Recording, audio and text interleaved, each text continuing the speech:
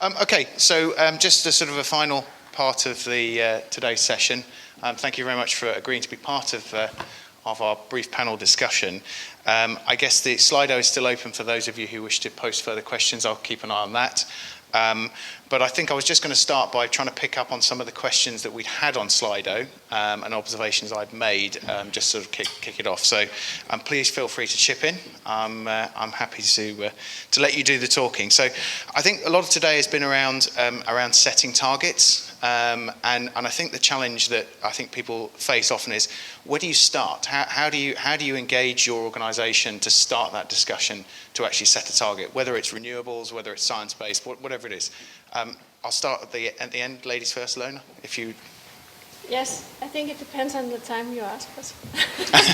Because previously, we would have started looking at the opportunities. How far could we get? And then set an ambitious target. We really should stretch, but still ensure that we could reach the target. Today, with the new strategy that we have made, we have said, how crazy can this be? Or how far can we actually throw the ball? And then we have set a target. So we have decided to set targets that we don't know how to reach. So that should be both engaging, but also require that we are using new technology and innovation to reach the targets. Use other ways that we haven't been using before. And was there any fear internally? So you sort of set the bar high. Obviously, that target gets publicly sort of put out there. Was there any sort of fear from senior management that this target's going to be out there and we've put a stake in the ground, but no idea how to achieve it? And how did you get over that? I would say that we actually have 7 tracks in the environmental strategy, and we have 7 targets, and actually 6 are internal right now. So I think the one you saw today is the only one that at this point has been approved to be an external target. So I don't think we've necessarily figured this one out. But I think we consistently engage with executive management. We're lucky enough that they definitely buy into the environmental agenda. And we anticipate that we'll at least get one more publicized next year, and we hope for more in the coming years. But it is a step-by-step process. Okay. And one of the other things that... Yeah, sure. Yeah. I would say from the consultant point of view, coming into different kind of organizations, I see that kind of the process of setting targets is that you start out by basically just measuring where you are today. Then you get a little bit braver and you ask all your subsidiaries, what can you achieve next year? And then you just basically sum up everything. That's quite safe still, because you actually ask the person who's responsible for the improvement to put the target out there. Then if you get a little bit braver, then you actually, from a headquarter point of view, set some kind of ambitious target, which you kind of know that you can, if you squeeze your subsidiaries a little bit, then you can reach it. And then maybe 2-3 steps down the line, you are as crazy as the Novo guys and basically just set out a vision and you have no idea how you're going to reach it. But I would say, taking just Denmark, I would say we have max 10 companies in Denmark who are at that level still. There will be more, but there are very few still. And another thing that's been very important us in terms of target setting is what you were saying earlier, Toby, about stakeholder management. The development of our new Circular for Zero strategy took place over a year-long process, actually, where we worked with thousands of people across the company, both at the executive level, but also on the shop floor level.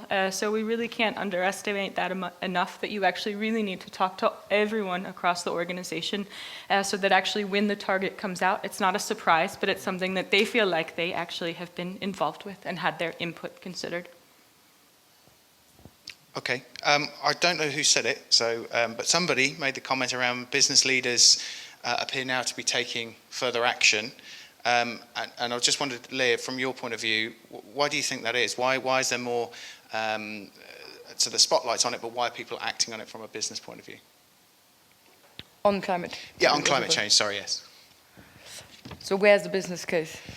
Well, I guess I think it's been talked about for a long time. So I think I was talking to someone at lunch about sustainability used to be seen as the tree-hugging add-on to somebody else's job. It was a nice to have. Whereas now I think it's become much more it's much more commercially minded in business leaders' heads. And I wonder if you had any thoughts on what the reasons, what the triggers for that might be. Well, yeah, I mean, we always have this mapping of risks that we see as kind of like the push factors that vary between sectors, but we do annually in CDP the analysis of the data of the over 10,000 companies that report the risks that they see from climate change. And of course, it's generally clustered into environmental, regulatory, and physical, environmental, regulatory, and financial. And of course, with the risks very closely linked, is the answer that they give to the question, which opportunities do you see arising from climate change? And the financial opportunities that are now estimated annually are crazy. And at the same time, and there I do use the word pressure that now we see increasingly from investors also towards integrated reporting and just being able to black on white show at least that you have understood what you're doing already. I think this is already a very hard expectation. It's not best practice anymore. And then to be able to show that you're doing great things, that's now best practice. But to show what you're doing is already there. I don't even think that that we need the business case argumentation for this at the moment. And I think the business case now lies on the leadership level, the super leadership level. And I think for everyone else, maybe it's wishful thinking because I work for an NGO, but is that we're already there yet. I think now it's just really about get on running and get on board and securing the business. Okay. And Dennis, do you think that companies see a commercial value in reporting on things like CDP? Yeah, I mean, most companies probably see it as just a new task you have to perform to look good in the eyes of your stakeholders, at least some people in the companies. But I would guess that more and more companies will see what is coming, and this goes for, as Leah saying, the entire investor community. They are just, I mean, this is not a differentiator anymore. This is just a hygiene factor. So if you want to attract new finances, then you just have to work with, for instance, climate for sure on a very, very deep level, not just the fluffy tree-hugging level as you talked before. And I think another huge factor is employer branding. We see the new generations that if you want to pick the right talent out there, then you basically have to show that you walk the talk and you have the right values and so on. And here climate is one of the huge factors. And then not to talk about the B2B and B2C marketing. So I would say there's definitely a big difference between different industries. Some industries, it's a hygiene factor. Some industries, you can easily be number one in your industry by branding yourself as a climate-friendly company. So, but I agree with Leah totally that you shouldn't dig very deep before you find a very nice business case on climate. That's for sure. Any comments from you guys at Novo on CDP and the value of reporting? I think we have seen an increase in investor interest coming through my inbox especially, but I don't know how much of this is related to the new TCFD recommendations and how much we would have had anyways, but we definitely within the past 2 or 3 years have seen a significant increase in investors who are asking about our climate progress. Okay. I think we've probably touched on it already a little bit, but it's come up again on the Slido. Question is, it can quickly be very complex, and what if you're not a big company as Novo Nordisk? Where do you start? I presume that's to do with target setting? Someone? Anyone? Taking a look at your business partners and trying to influence their emissions. Your suppliers. Yeah. how realistic it is to influence the behavior of your suppliers? That's a good question.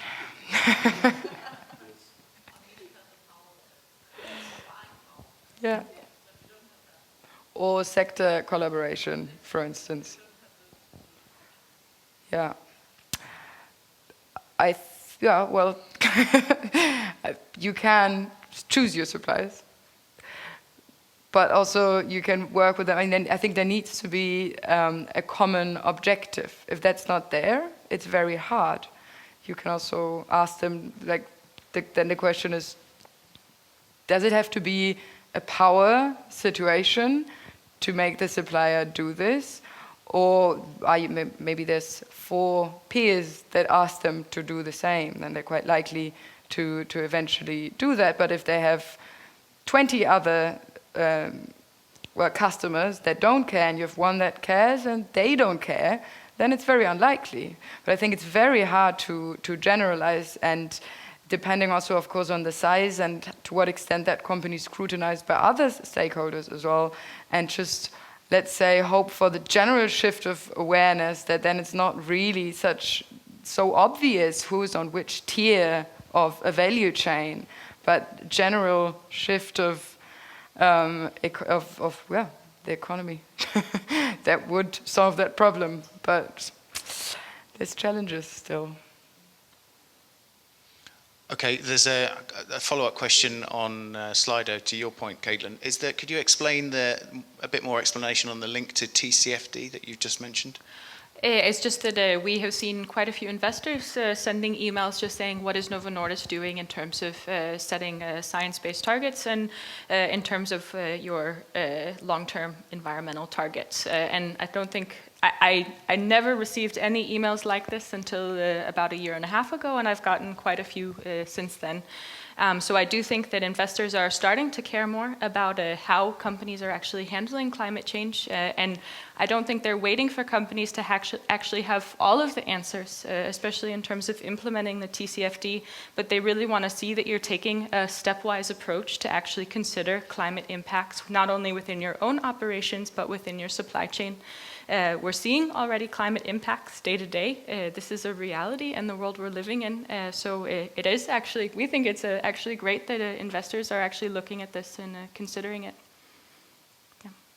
And I think we're very much on the start of our TCF journey also, and this is something that we've been engaging with a few other Danish companies on implementing TCFD, but we're very open if anyone in the audience also is interested in joining a kind of a working group on this. A little pitch there, yeah. Very good. One of the questions that probably for you, Leah, around when we talked in the renewable session, how do PPAs affect SBTi target setting? Well, PPAs are a valid approach to greening Scope 2, and so it's perfectly fine to use them to, well, reduce Scope 2 emissions, and that can either be expressed more explicitly by setting a specific renewable electricity target. So as I said earlier, companies can replace their Scope 2 target with a renewable electricity target, and that is, I think, often due to the communication strategy, so especially for companies that have a large electricity consumption, to have that pillar very front and center in their science-based target wording. But apart from that, absolutely for every company, for every Scope 2 target, PPA is a great way to reduce electricity-related emissions. Okay. One of the things that was talked about a little bit was greenwashing, and I think more companies making statements around wishing to be net zero or carbon neutral. I wonder if you could generally comment on how people would avoid being accused of greenwashing in this space, but perhaps that's across the board to you guys. Sense? Yeah, I think it depends on what kind of company you are, because if you're a pure Danish company, then I don't really see greenwashing as a problem.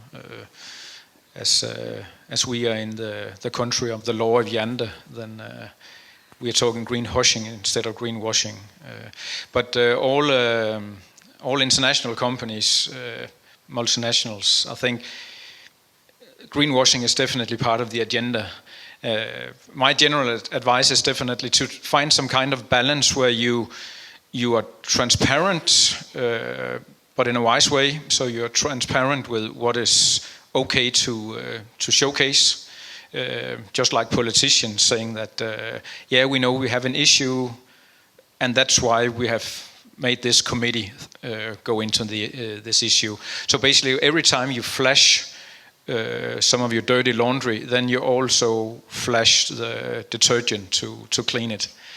So you can be a little bit tactic when you do it. And I think if you do it the right way, then you will never be accused of greenwashing, because you show what you do. You also show what you haven't done yet, and you show the plan to get there. And then you show the vulnerability, just like Novo is doing right now, saying that, yeah, we have a great vision, but we need help to get there. So I think that, just like Mogens Lykketoft said earlier, that, I mean, greenwashing will always be there, but it's not very wise on the long term. So don't do it, basically. Any other comments from?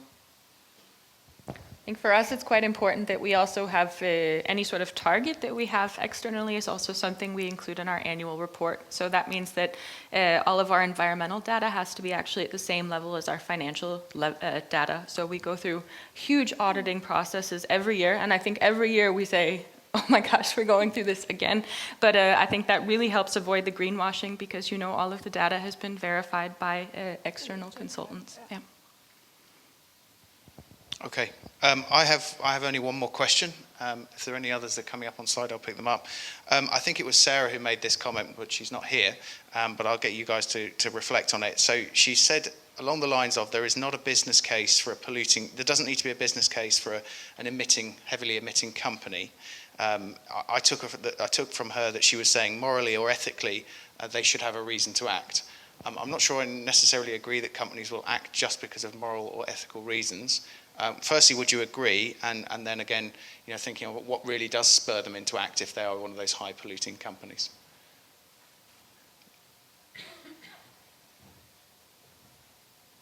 Any thoughts?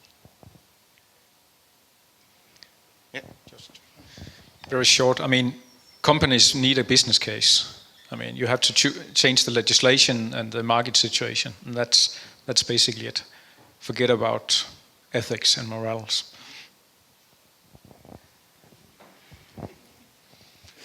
Any other questions? Otherwise, I think we've maybe exhausted. just one comment on the heavy emitters, because I also asked myself that question sometimes. And I think it's not always investor pressure, but one of the top 3 cement, I just love the cement sector, producers told me the other day that their last board meeting a few weeks ago, the first question was why they don't have an SPT and whether they're setting an SPT. And I think that is pretty impressive. And it wasn't the one that actually just had their target approved, but a competitor. So now that the competitor has the target, you can wait a few weeks until they have one too. And that's brilliant. And maybe, it's not about a business case just today, but it's also on the long term. I think it's really important, and that's also the fundament in Organisers, because we are considering that it is a requirement on the long run to be an environmental friendly company, so a sustainable company. I think that is what we are based on. So it's not today that we are looking on the business case, but we believe that to be in business in the long run, you need to be sustainable. So it's the other way around, I think. Yeah.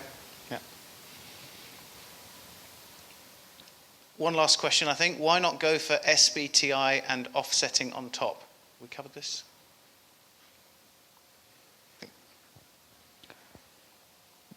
Why would you?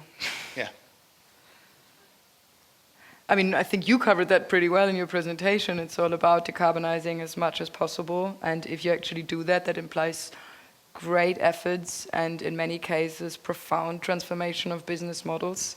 And that is much more important than offsetting. And then if there at some point in the future is, or not at some point in the future, but there will be residual emissions from business travel, for instance, then we are in a different discussion. But that's, I think, not to be mixed up with the current discussion about offsetting. I know when we were also developing our new target, someone at some point asked, okay, what would it cost for us to actually offset? And I think for Novo Nordisk to turn around tomorrow and say, yeah, we have 0 CO2, it would cost us something like 7 million kroner a year, which is nothing compared to our overall revenue. But in our minds, we're not changing behavior in any way. We're not changing the actual amount we're emitting. So for us, that doesn't give us any value. So at least for us, it was quite important. We don't take that approach. Great. I have one final question, and certainly as a gift for you. So talking about scope 3, I know that we have some financial institutions in here, and we also have some engagement with some other financial. So where do you see on, you mentioned that for science-based target there's sectoral specific for cement, for transportation, for energy power. So where do you see for the financial sector and especially on the scope 3? Yeah, so financial sector is, together with partly oil and gas, the only sector that we can currently not validate. So they cannot get their targets approved because the lack of a scope 3 methodology for the financial sector. And the World Resource Institute has been working on this as an SBTi partner for several years. It was also a very open and consultative process. And I think we are still in the road testing phase of the first draft, which only is applicable to some asset classes. But it will be out there in the beginning of 2020, so very soon.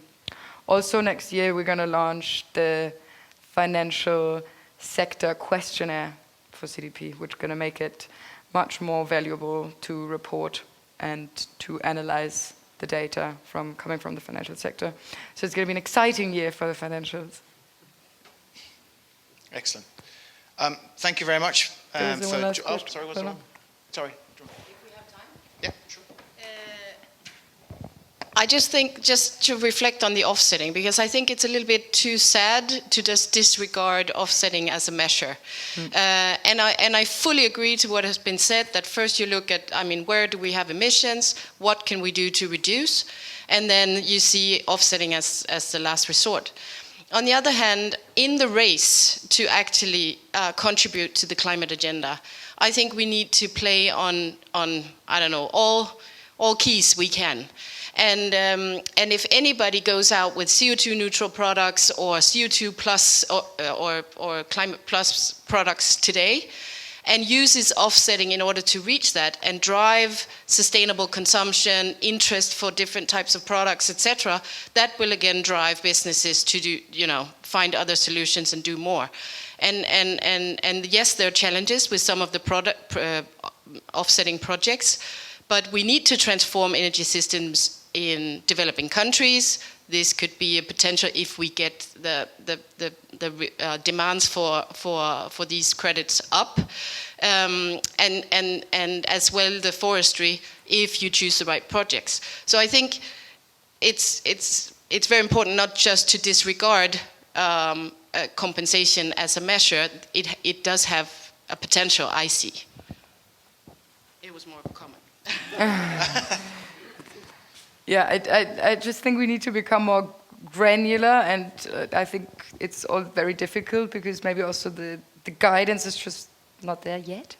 But the word offsetting is just also too generic. So for instance, EACs can also be considered as a kind of offsetting that we do absolutely accept on the direct decarbonization in that area, right? And then we have carbon removals. And then we have offsetting projects that are based on avoided emissions and relative emission reductions. And they are a big part of them, and they're not acceptable. They shouldn't, in my eyes, should not be celebrated by anyone because there's no accounting standard. And in that thing, I just find it also from a greenwashing perspective, just very risky to use the words simultaneously and then use it again with carbon neutrality as well, and just to mix all these things up. But it's what's happening, and it's no one's fault. I think there's just so much uncertainty around, so we think we all have to work on becoming more granular, and unfortunately this always means really embracing the incredible complexity that is there. And if we look at the 1.5 degree scenarios, there's almost no scenario that doesn't involve massive amounts of carbon sequestration. So every scenario, like Friis said, it's all very, very important. So I absolutely agree that the topic cannot be blacked out, right, at all. And we just need to get on track with understanding, measuring, how does this relate to carbon accounting. All these things need to be figured out quickly. But I do see, and maybe that's also my last comment as well for the greenwashing, that greenwashing always means simplifying a message and taking a benefit out, opportunistically taking a benefit from simplifying a message, essentially. And in that sense, that's really, in the area of climate change, that's really dangerous, because people don't understand. People don't understand targets, they don't understand scopes, and they don't care, because it's too complicated. It's not tangible. So then I think we need credible institutions and standards that are not afraid of that complexity, like the SBTi, to then break it down and just have like a credible category. And for that, I think it's invaluable that offsetting is not accepted at this stage. Sure. I think it's very interesting to hear this discussion, because things are actually happening in different fora as I see it. Recently we had a collective effort in Denmark to plant trees. It was a national program on TV2, and they planted something like 1 million trees based on donations, you know.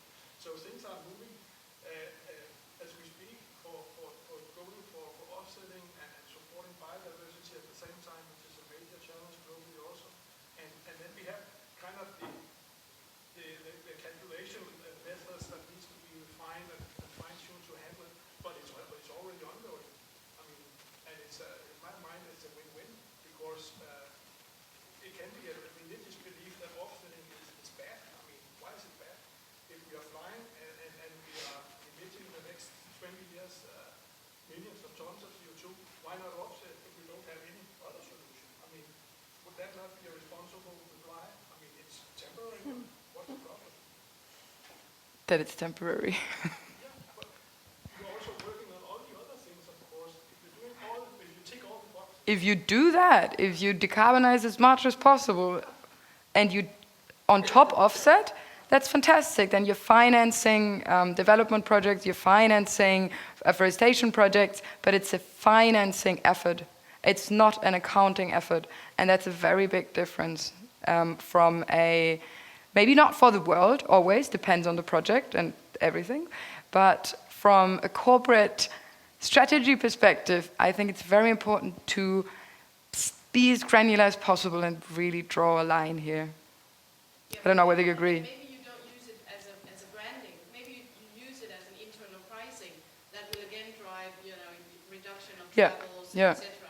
And then push for, I don't know, new solutions. Yeah, even for marketing, like I think I don't have anything personally against it. I just think it shouldn't be included into reaching a target or communicating a target.